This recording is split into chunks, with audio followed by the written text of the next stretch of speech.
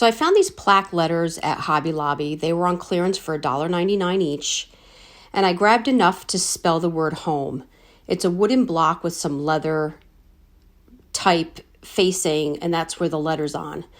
Then I had this left over from Easter of last year. I always grab these string of beads when they're on clearance. And I dismantled it to get the beads. And I'm using E6000 and my hot glue gun.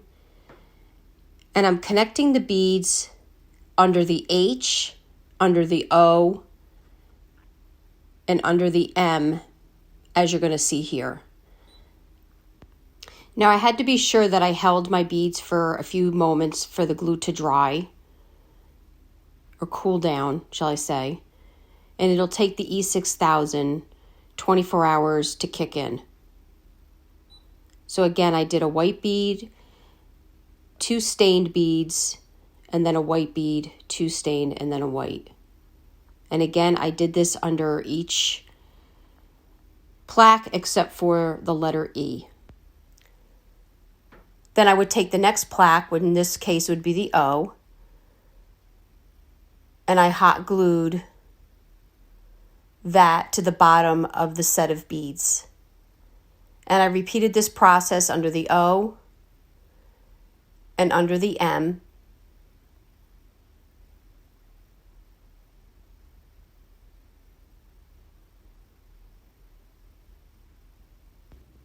And then again, gluing the bottom of the beads and attaching the next letter. So this is my last plaque. And then I attached, and then I flipped it over when everything was dry. And I found this ruler at Lowe's. I marked it, took a hacksaw, and cut where I marked. Once I had the correct size, I painted my ruler black, just in case you could see it through the beads. It had a finished appearance.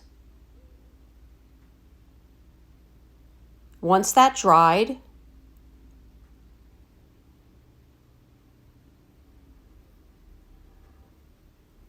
I took some Elmer's wood glue and glued the ruler to the back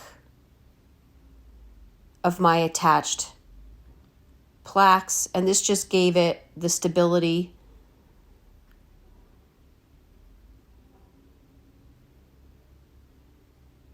and holding it all together. So now I took some jute and I strung the leftover beads through this jute to create a hanger, and I kept the same pattern.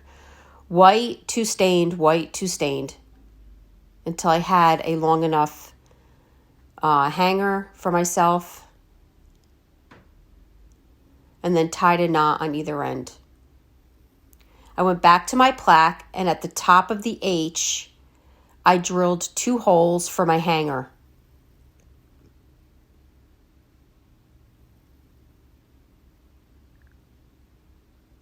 I had to put a little piece of tape around the tip of the jute as it helps feed through a hole without it fraying. And then created a knot on the other side of the hole so the hanger would not slip through. And here's the tassel that came off that Easter bead, and here you go. I hope you enjoyed this video. For other tutorials, go check us out on YouTube. You can now watch all our videos at chalkatofancy.com. For any paint products, brushes, tissue paper, transfers, chalkatofancy.com. Thank you so much.